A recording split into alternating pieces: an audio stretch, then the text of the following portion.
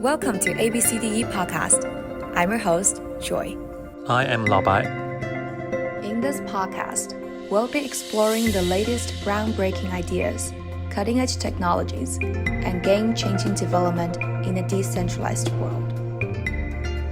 Hi, everyone. Welcome back to ABCDE Capital Podcast. I am today's host, Joy San. Very nice to have you guys. Today, I'm incredibly excited about this episode because we have Luke Tchang, the co-founder and CEO of Nocturne Labs. Hi, Luke. Hey, guys. Thanks for having me on. For those of you who do not know, Nocturne is a usable privacy protocol on top of Ethereum. And before we start our podcast, first of all, congratulations on the fundraise. Thank you. It's 6 million fundraise supported by some of the top VCs as well as Vitalik, right? Yeah. But I think today we're more going to focus on the design theory and also the technical part of your protocol. Wanted to know more about the privacy and what usable privacy is. Can you briefly introduce your team as well as the things that you're currently doing? Yeah, I can talk a little bit about that. The team is still quite small. We're only like 3 to 4 people right now. I guess it's my co-founder and I, so myself, Sebastian, one of our founding team members who does a lot of the front end and product work. And then we're kind of bringing on a new person for back end and DevOps right now. So a lot of stuff to do, not a ton of people, but we're making it work. Yeah. It's all about startup, right? So we're putting a lot of efforts and trying to make everything work. Yeah, very good to see you again, Luke. Second time we meet. We've spoken once before, and unfortunately, we are not one of the earliest VCs talk to you guys, but we are very interested with your design project, etc. And congratulations on the fundraising with 1KX and Vitalik stuff. I think the market call is advertisement to Vitalik and sell it to him. Yeah, unfortunately, we are a bit late about hearing you guys. But we are still very interested with the project. So I think lots of other people's have the same opinions. Want to know what's the magic you guys have that you can sell these ideas or philosophies to Vitalik and made him make even personal investments. Wonder what is the design philosophies behind Nocturne? Yeah. I can talk about the first question first. Or I guess more the design philosophy. I think really what we were going for kind of this whole time is really how can we make something that is as usable as possible, and kind of what are the main barriers to making on-chain privacy something that could be more widely adopted. Kind of way back when, before we had started this project, the mental maze that led us to the design for Nocturne is really looking at the past projects and kind of where they fell short.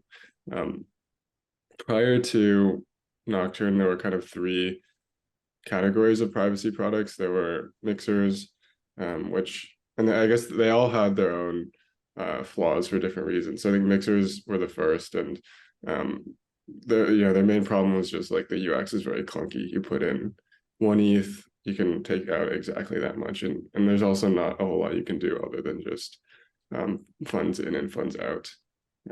So that was the first. The next was kind of alt L1s and L2s. I think we saw a lot of these in the past cycle. I don't know. I'm trying to think of the names of these projects, but you guys probably remember. And I think the big difficulty with these is just you have to go and bridge, and then also there's no ecosystem that usually exists in these projects, just because as we've seen, building your own ecosystem and having it last through a bear cycle, for example, it's extremely difficult, and very few people were able to do it. So that was another challenge. And then I think the last category of products we saw was somewhere in between a mixer and an L1 or L2. I think Aztec Connect was sort of similar, and I think they were kind of on the right train of thought or path. But I think the main problem with things like that is just compatibility with the underlying ecosystem. It's very hard to integrate or support new protocols, and as soon as you have this separation layer between them, it's just there's a lot of incompatibilities. And so what we try to do is really just, you imagine that you can have an account that works, on your existing L1 or L2. It can do all the things an account does. So receive payments, make them, transact with protocols. Those are kind of like the three main things. And in theory, like have something where you can kind of just transact out of this account as you do any other like EOA or AA wallet. But under the hood, you have asset privacy. So that's kind of, I guess, the design philosophy that we've been going for, and kind of long term, that's what we're shooting for, is like a parallel account for everyone that's private.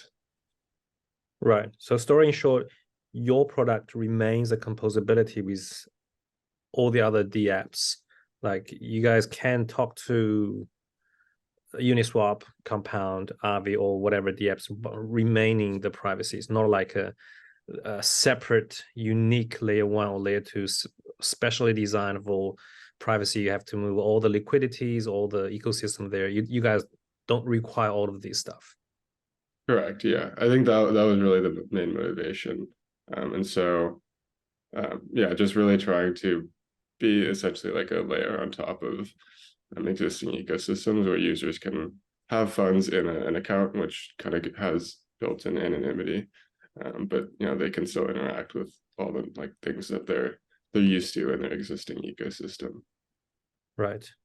And speaking of anonymities, are you guys focusing more on the anonymities or the confidentiality, or both actually? Yeah, I guess it depends on like in what, for assets at least. I mean, Nocturne supports both. I think most of the existing demand people have seen has been for anonymity, just because that's kind of like the step 0 or step 1. You want to transact out of another wallet without people knowing it's you, just so you have some like base form of privacy. Like we support confidential payments, meaning like if you have your Nocturne account, I have mine, I can send you funds privately without revealing, the recipient, the sender, or the amount. Basically, all you see is like some funds change hands, but you have like no idea what asset or what amount. I think it's just like we haven't seen a whole lot of use cases for that yet. I'm sure on the institutional side, like I guess the folks who we have seen interest from are more there. And then I guess the last kind of, I'm not sure if you're referring to like confidential state, kind of more like what Aleo and Aztec are doing. I guess we're not currently focused on that, but I think it's a very exciting design space as well. I see.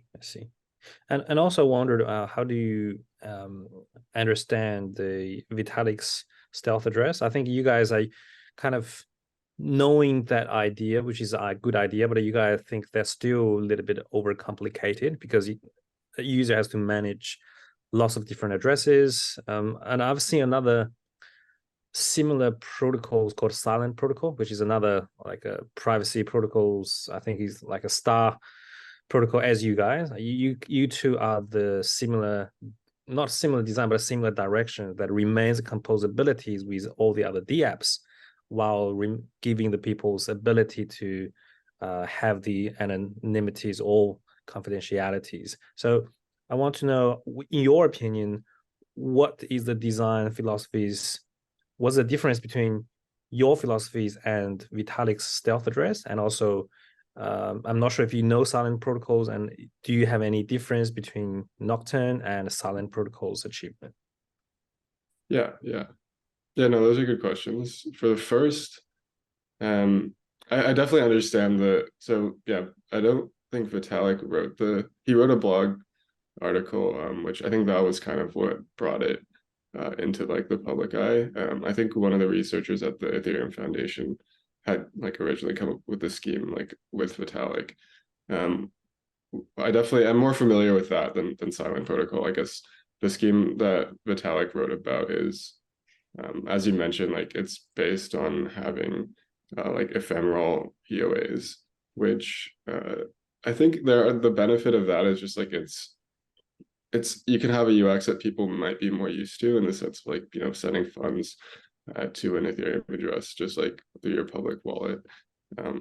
There are definitely some upsides to it. I think you probably read the blog post that we had on stealth addresses, and like the main limitation is just the recipient has to be very careful about not doxing themselves, because there's no shielded pool in between the payment and like kind of claiming those funds. I think it's a great idea, and it like touches on similar ideas as us. It's like, can you have one private key, and that private key kind of generate many ephemeral addresses? I think the main difference is just for like EIP 5564, which is I think the scheme that you're talking about. Those ephemeral addresses are EOAs, whereas for us, those addresses are like stealth addresses within a shielded pool. So you have the benefit of like the withdrawal being anonymous. I see. So you don't have to manage. So all the stealth address in Nocturnes is not a EOA address. It's just a stealth address inside the Nocturnes contract. So you don't have that complexity like stealth address. You have to manage so many different EOA address, isn't it? Yeah. Well, actually, for 5564, you technically don't have to. I think it on the surface it seems like you have to manage a bunch of keys, but the nice thing is like technically all those keys are like derived from your main key, so like you don't have to store or remember anything. If you look at the 5564 contracts, you can always like recover all the keys for those EOAs. So in my mind, that's like not really a main issue. It's more just like, what is the burden on the receiver of those funds, and like how likely are they to accidentally like dox themselves? That's like the main difference between 5564 and Nocturne. You also asked about Silent Protocol. I've heard of them. I'm not like super familiar with their design, unfortunately. I guess I looked at their docs and website, and I hadn't really been able to glean much information on how it works. But from what I understand, maybe the protocol offers similar things. Yeah, I don't, honestly, you might be able to speak on that a little bit better than I do. I can. So yeah, I spoke to them like a long time ago. In my memory, just they use something similar as Shield Pool, which Shield Pool is like used by even Anoma. I think their first privacy product called something I can't remember, use a Shield Pool as well. So I think it's a common technologies everyone like to use. So yeah, I'm pretty sure there is some difference, but just can't remember exactly. Yeah, it's funny, like shielded pools, I feel like people sometimes don't give enough credit to like the work Zcash has done. So like Zcash kind of originally pioneered this idea of like, you know, how can you maintain user state and like destroy old records in a data structure where you can only append to it, like the whole thing with the nullifiers.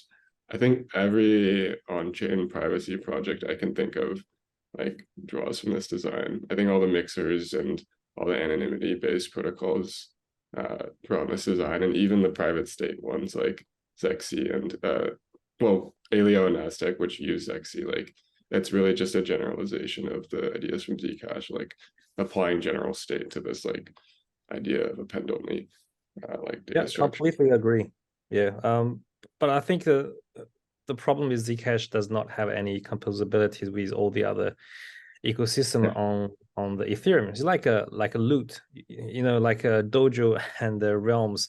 They all comes from Loot, and they have a very good autonomous world or fully on-chain game ecosystem. But a Loot price, you see the NFT still, you know. So sometimes the regional doesn't really give you the price reward, just give you the reputations. That's very true. Yeah, I agree. Yeah, another question that I wanted to know, like compare, as you mentioned, like compared to Aleo, and also some other privacy protocols, regarding the like users. How do you acquire users? Are you target the same users as, you know, Aleo or some other chains, or you're targeting a different, you know, separate group? And what is your like go-to market strategy? Yeah, for us, I think we're mostly. Well, I think it can change over time, or certainly will change over time. I think right now we're mostly focused on, you know, retail users. I think for the most part, if you look at who has used non-custodial privacy in the past, it's been retail, and it's also been a lot of traders. who just like, are trying to avoid copy trading, and are not using a centralized exchange to do it. I think also, like, I haven't experienced this myself, but I think if you're like kind of using your centralized exchange to wash your trails with a large amount of funds, sometimes it can become like unpredictable when you're withdrawing, just because usually you'll get stopped. But I haven't had this problem. I'm not exactly a whale, so but yeah, I think mainly focus on retail at the beginning, and traders. I think the focus over time will shift more towards institutional use cases. I guess we've seen some projects that are like building like new like fintech slash like more like real use cases on L2s, and we've seen a lot of interest there in some ecosystems. But yeah, I think really like everyone kind of has to, most projects need to start in the like retail area. That's where most of the existing users are in crypto. I don't think we're an exception to that rule, but certainly over time, like I think a lot of the utility that we want to unlock over time is more in the institutional side of things. Yeah, that makes sense. And also, like, I think your mainnet is going to launch in a couple of weeks, right? I'd like to know more about the roadmaps. What are the roadmaps and steps that you're going to take? Yeah, there's yeah, so mainnet is hopefully coming out in a couple weeks. Fingers crossed.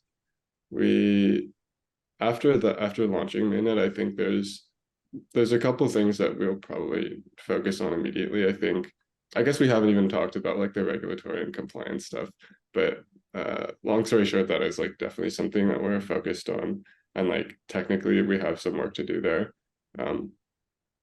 One thing we're trying to do is you might have seen in our documentation, like right now, the protocol is fairly permissioned, meaning like if you like depositing is not a permissionless process, and I think we're trying to remove a lot of these guardrails over time, just because gating inflows into the protocol really like limits what you can do, and it's a lot. You add a lot of guardrails that kind of ruin or kind of lessen the flexibility of what you're building. So we're trying to transition from something where you gate inflows to something closer to proof of innocence, which is something Amin, Soleimani, and Vitalik worked on, and yeah, we've definitely chatted about with them too.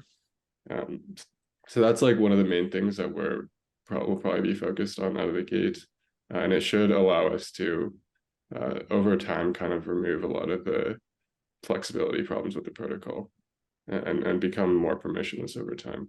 But correct me if I'm wrong, like what's your how do you address the regulatory challenges through the perspective of tech, like technical part of it?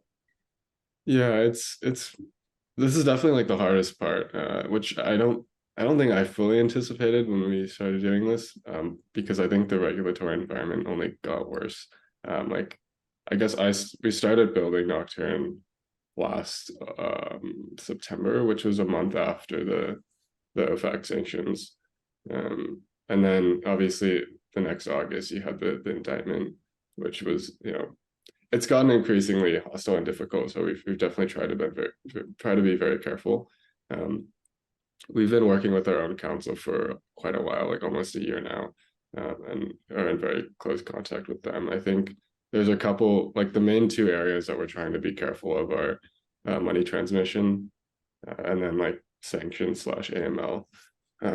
For money transmission, I think right now, like and it's a common thing a lot of projects are doing, like we're not supporting customers in the US, just because like it's really hard to gauge what constitutes money transmission, what doesn't. For the sanctions, I think you can read about it in our docs. I guess I can also talk about it. Like at least right now we have essentially deposits have this permission process where we have to like kind of screen or filter out illicit deposits. There's also rate limits, so like you can't just like take $10 million and just flood it through Nocturne. Yeah, those are kind of the main things, and we're hoping that we can take these kind of the skill sets learned from having a permission deposit process and apply that to like effectively building proof of innocence.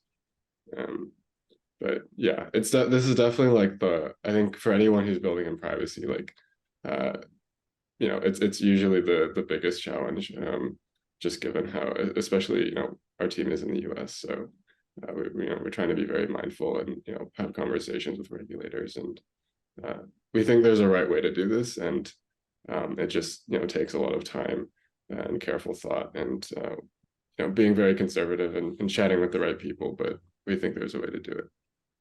Yeah, that makes sense. So now it's actually US market is not target, and also US users are not allowed to use. Correct. They will be, well, I guess, yeah, you'll see it on the front end when we launch, but yeah, unfortunately for now, it won't be available to US users.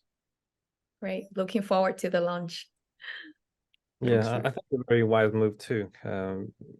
Just to be conservative in the beginnings, especially on the US market.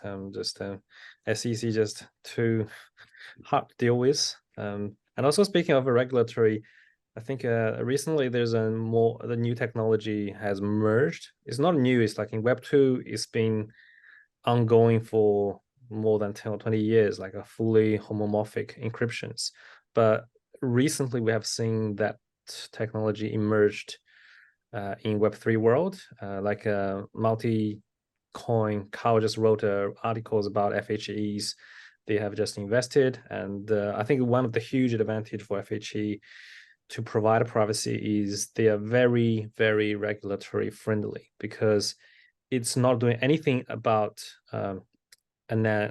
anonymity. It's purely focusing on the confidentialities. So it won't hide who did the transactions. It's only just make these transactions not visible publicly on chain using the FHEs. Just wonder what's your opinions on these technologies, because the performance is super slow in the Web2 world, and on the Web3 world, people think that is close to just use, still not ideal, but maybe ready to use in the next 1 or 2 years, and also giving you some privacy options, which is completely different from Tornado Cash or even Nocturnes. So what's your opinions on that technology, Luke? Yeah, I'm not like an expert in FHE by any means, but from what I understand, like I think they solve somewhat different problems. One of our advisors, Wei Dai from 1KX, I think he's given a couple talks on this, since he's done research in both ZK and FHE.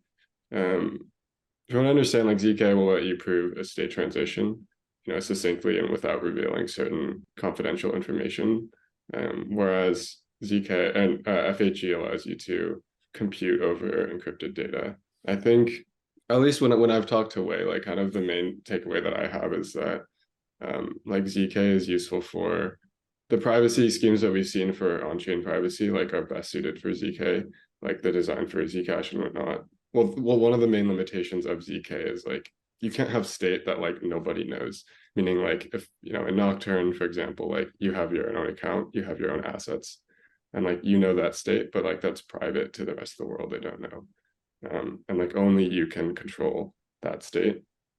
But you can't have like this amorphous like piece of state that like people can interact with, but nobody actually knows. This is like the whole private shared state, and I think FHE could be useful. I think the main scheme that people have talked about is like combining FHE with something like MPC, so like threshold FHE. I guess to go back a little bit, like the main thing with FHE is like someone needs to hold the decryption key, like that information that's encrypted to like it has to be encrypted to someone. And so if you take that key and split it between like a big set of parties, like a threshold network, for example, like you can get close to creating this thing where you'll have shared state between multiple users, but at the same time, like because it's encrypted among like a bunch of parties, like they might not be able to come together and decrypt it. So yeah, I don't know. I think as far as like on-chain asset privacy goes, I'm not sure what the implications of FHE are specifically, but from what I understand, like they can kind of be combined to solve different problems, and that they're not like mutually exclusive, as in like one or the other. Right. So I guess you don't really compete or conflict with the FHEs. Actually, Nocturne actually can work together with FHEs to provide both the two parts of the privacy together.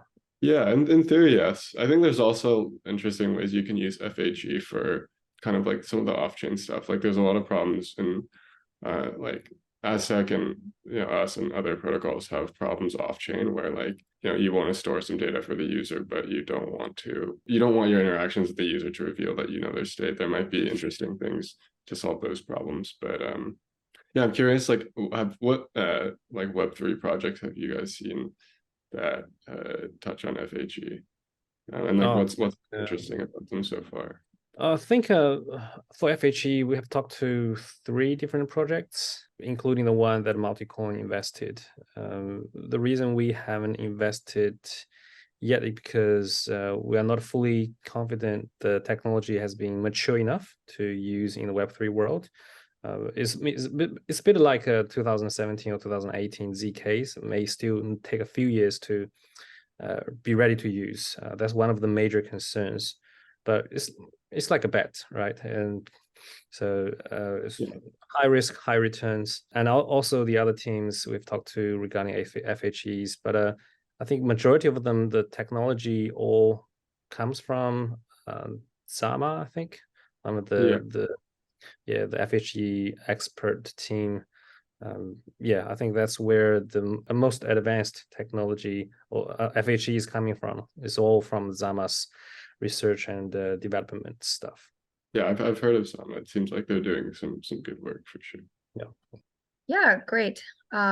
I think in today's episode, we actually know a lot about Nocturnes and the thing that you're doing right now.